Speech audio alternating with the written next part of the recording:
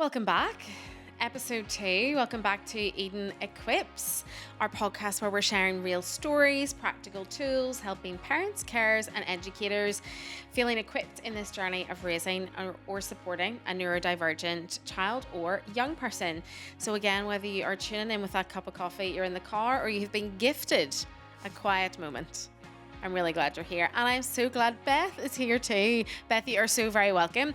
Beth is our guest today, and she is incredibly passionate about helping and supporting children and young people thrive, and especially around mental health as well. We're going to be talking about the heart of Made for More, and what that is, supporting young people with their mental health and how they have really made sure that every child and young person has access to this, supporting their mental health, and how their program has become truly inclusive. Some of you might have had the joy of meeting Beth at our conference. Yeah, that was She fun. did an incredible workshop there. It was lots of fun. We heard lots of noises and laughter from that room during the workshop, and it was great, and we had incredible feedback from that. So Beth, I'm delighted you're here today as well. Beth is also a dear friend, so it's lovely to be able to sit down. Always feels a bit surreal when you're sitting down with someone you do life with, and then but we've crossed paths quite a lot in professional world, where we do have that moment that you're like, oh my gosh, what are we doing? What hat do we have on No, today? literally, isn't it as well? So what a blessing to be able to do that. Beth, tell me, I'm throwing around Made for More here. Yeah. Tell me a bit about what is Made for More. Who are they?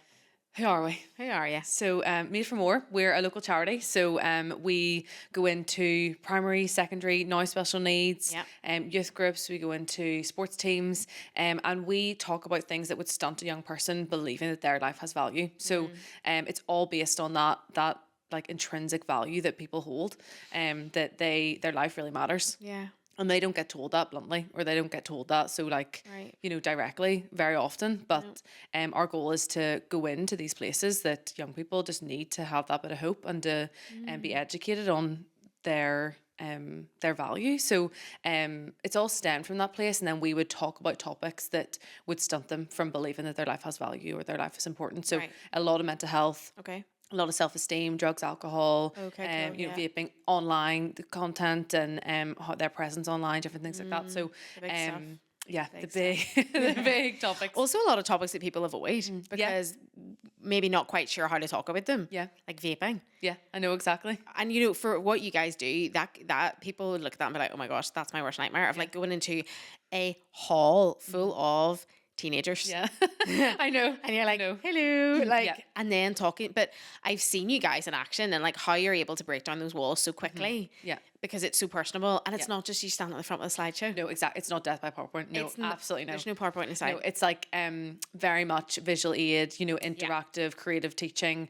So we would play a game, and then from that game, there's always something you can learn from the game.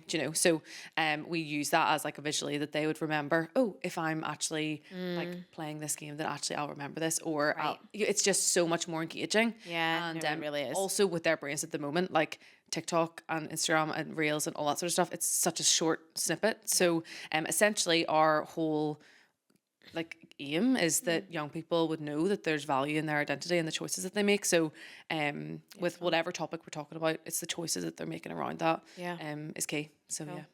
And Made for More are our charity, but they're not specifically and weren't specifically set up to support young people with additional needs or differing needs.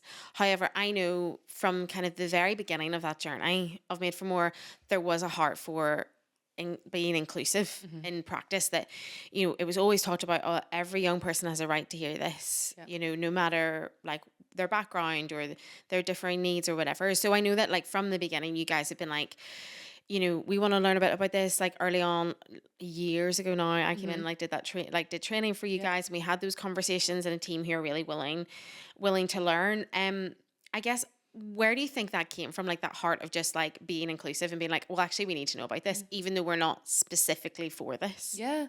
And so we've like traditionally been in mainstream and those sort of settings, but increasingly, there are young people with special needs in mainstream schools, and we see that, and we saw the, different sort of approach that we would maybe have taken if it was specifically for these young people. So there was this growing sort of gap that we saw that needed to be filled, and it was something I remember sitting in a meeting one day and just being like, why are we not doing this? Like, so kind of that's where it was birthed. And from then I was just growing in experience, open-mindedness, like listening to these individuals. One of the biggest one of the biggest sort of statements that we cling to is that we don't want to answer questions that aren't being asked. Like, we don't want to like speak into all these different things because we think that that's what you think they're people relevant. need. Yeah, Exactly. yeah. So that's why, especially for special needs, where it's so individual to each person, I just wanted to learn, and that's kind of where the project was birthed from, is just a long sort of year of research and experience and going into, you know, schools with you or different things like that. So yeah. And I think that was what really has always struck me about you guys, is that it's not, we've said that it's not specifically intended to support, you know, initially that wasn't the heart and the goal, but you guys saw the need, and instead of fearing or shying away from that, you stepped into it. So most people will go, oh heck, there's so many more young people who have differing needs, do you want to take them out during this session because I don't know if they'll access it? You went, how can we actually include them more? Like, what do we need to change? And that to me is incredibly refreshing, because still as a world we're doing the opposite of that. We're saying, do you want to go and do a separate group? But you're like, actually no, we need to go and learn and change up our sessions to be really, really inclusive in that. I want to hear about how you do that. So you were saying, like we went into some schools together and did some stuff together, which was really fun. And I think you guys would have reflected on that even there, saying of like it was quite eye-opening, I guess. Yeah, what were some of those things you maybe noticed that was different, or like that you were like, gosh, we need to change this up, or we actually now need to make this a specific thing, because now you're in specialist settings as well? I think I remember one day we had been in a school together, and there was an individual who was there who he had plucked like their eyebrows out. Okay, yeah. And I just remember like talking to this individual, just thinking like, you know, would you ever struggle with anxiety, or is, you know, stress like something that you experience? And they just said no, like no, I've never felt like that. Felt it, And there was this disconnect that I saw between their language and actually what was going on. Yes. So then I just saw that we needed to approach it differently, where if we were starting to go into special schools, we were starting to go into special settings of, you know, adult groups or in schools or education, that we would need to bridge the gap in a different way. So we focus a lot on body sensation. Great. And when things arise in your body, then how do you act? So it's not like I feel anxious, I feel this way, therefore then I do that. My body feels like this, Yeah. so then I ask for help, or so then I do this.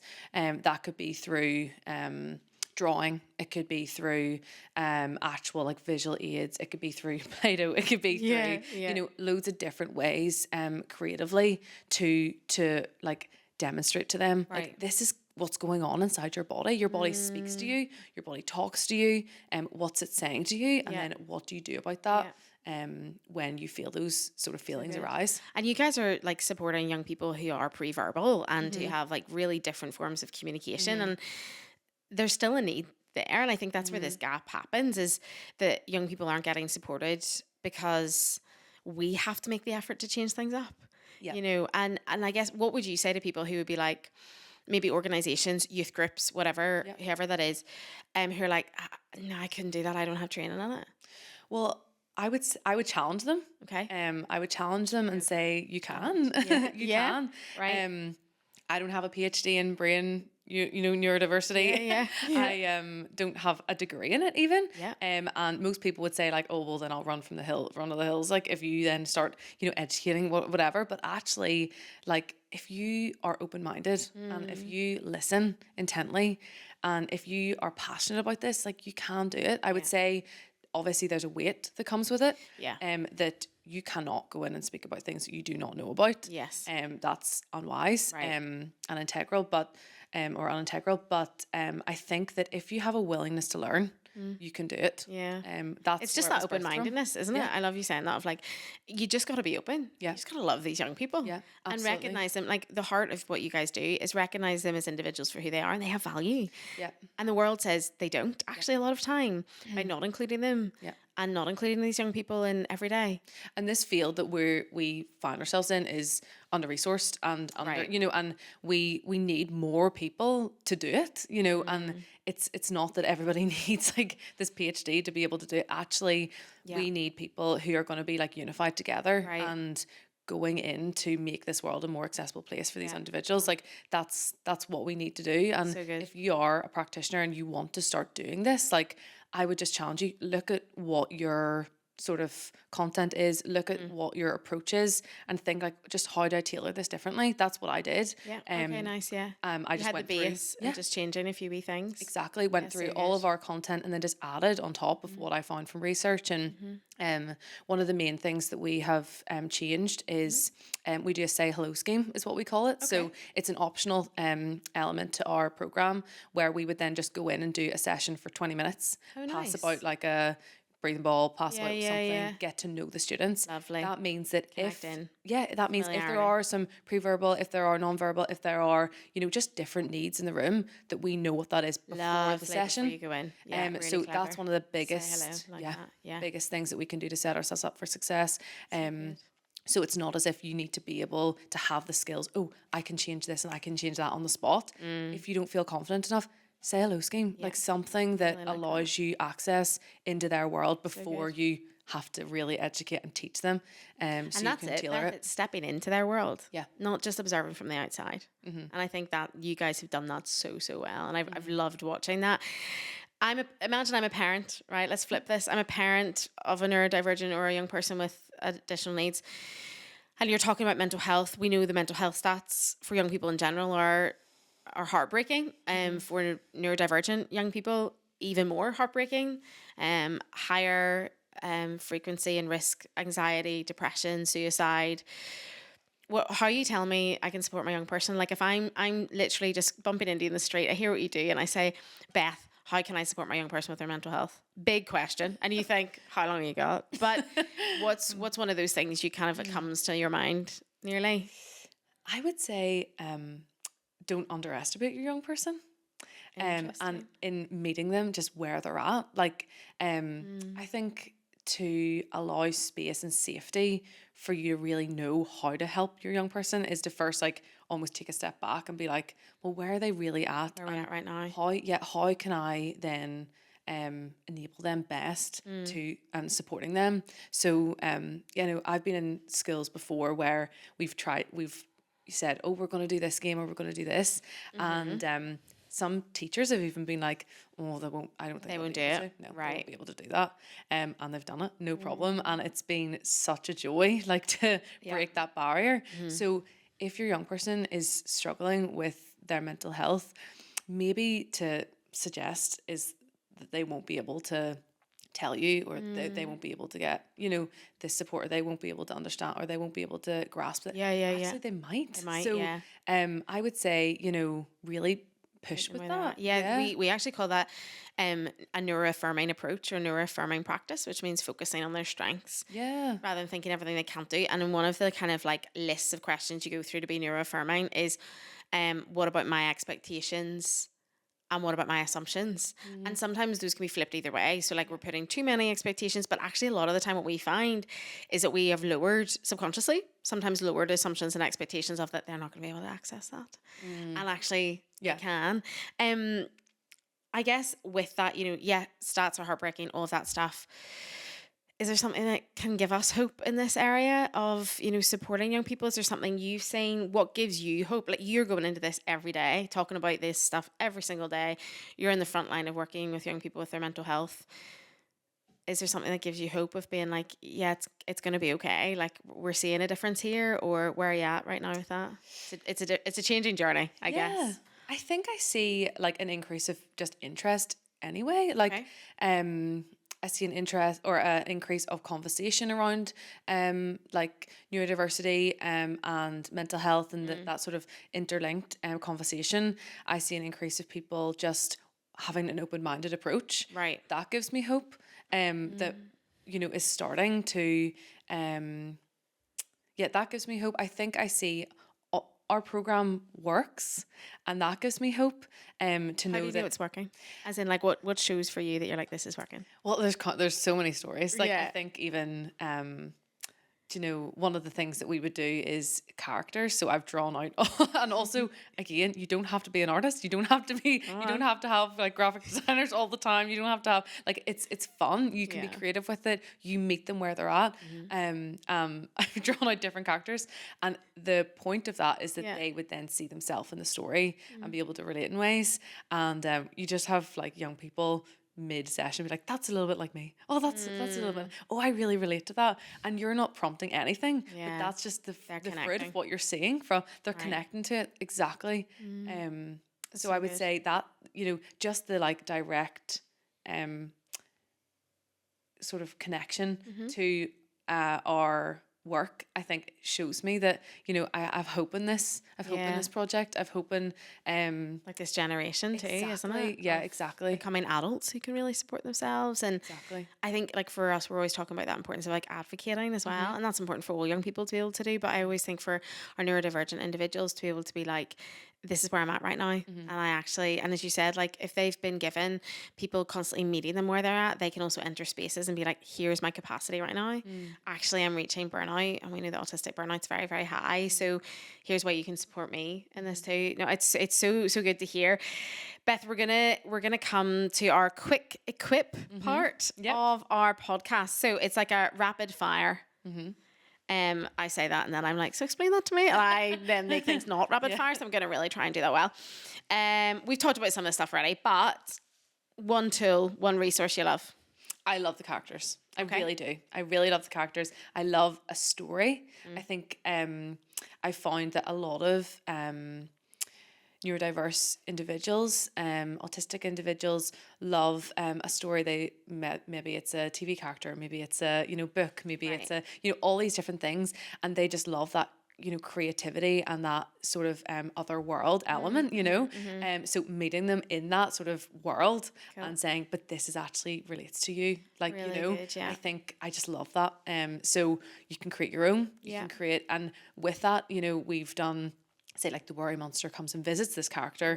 What does this character do about that? Or this sort of anger ball comes to see this character. What does the character do when that arrives? Like, what do they do with this anger? What do they do with this worry? What do they do? You know, how does it show up for them? Different things like that. I think that tool is like just so much fun as well. Well, exactly. It is. It's fun too. A mindset that helps you. You know, this can be professional or personal. A mindset that helps you do what you do. Different brain, different approach. That's definitely like, that's just what I think about. That's the lens in which I like view everything, is just different brain, different approach. Doesn't mean it's wrong. Doesn't mean it's like bad. Doesn't mean it's just different. Like it literally is just different. So different brain, different approach. Definitely. And that is really vital, because if you're doing any form of interaction in terms of like therapists or counselors and you're supporting neurodivergent young people, you've got to think different brain, different approach. You know, you can't do copy paste. And actually we can't do that with any of our young people these days, because our young people all are so different now to even like 5 years ago, 10 years ago. So we've got to change up everything really, which it's a hard thing to do, isn't it? We'll get there. One piece of advice you're going to share with somebody. I think just meet these young people where they're at. Don't try and project what you assume, or don't try and project anything onto them. Meet them where they're at. Really but also I think have patience with yourself in this process. Give grace to yourself in this process, as you just engage with that willingness that you have, you know, to make this world more inclusive. I think just have a bit of grace with yourself as well. Sometimes I felt like a lot of pressure to be like, I need everything to be right all the time, and this must immediately impact and immediately work. I must see immediate like effect and result. That's just not how life works. No, exactly. So I think just having grace with yourself. I love that. In that. Tell me, if I'm listening to this, I'm a parent, professional, what do I do? I'm like, this Made for More sounds great. How do I use you guys? Like, how can I get in touch? What can I do? Yeah. So we have our website. We're on Instagram, we're on Facebook, different things. But our website is the main sort of source that you will be able to receive information. www.madeformoreni.co.uk. We have a support space on there titled I'm Struggling. That's for young people Cool. of any age to receive any support. We have PDFs there of loads of different worksheets, resources that are there. Really practical, ready to go stuff. Really, yeah, exactly. A lot even on anxiety in the body. There's primary school age below that could be needed, or there's above primary school age. So we have that. We have podcasts as well. Yeah, we do indeed. We have ones for parents and things. Yeah. And if I'm a school and I'm like, here, I want one of those workshops. What do I do? Can I just contact you on there? Exactly. Book us. It just says book us now. Great. You just tap that. Book you in. And then, and Beth appears magically. It's me that does it, guys. So I will do my best always. And it's a great team as well at Midform, where there's such a heart there of everybody, of young people wanting to support young people as well. Really, if we are still classing ourselves as that. I think we are. We are. I think we are. We are. You definitely can. I'm jumping on that. Beth, thanks so much. Like, honestly, I think it's so important for everybody to hear that there are people out there wanting to help. Yeah. And I think that's a huge part of this, in journeys of, like, parents, if you're listening, it can feel really, really isolating, but there are people out there who are doing so much to try and help young people in such a big way. I hope it's inspired you, sparked an idea, or just a thought, or reminded you you're not alone in this journey, and there are people who really do want to provide practical approaches to be able to support. So thank you so much, Beth, and thank you guys for listening. Thank you.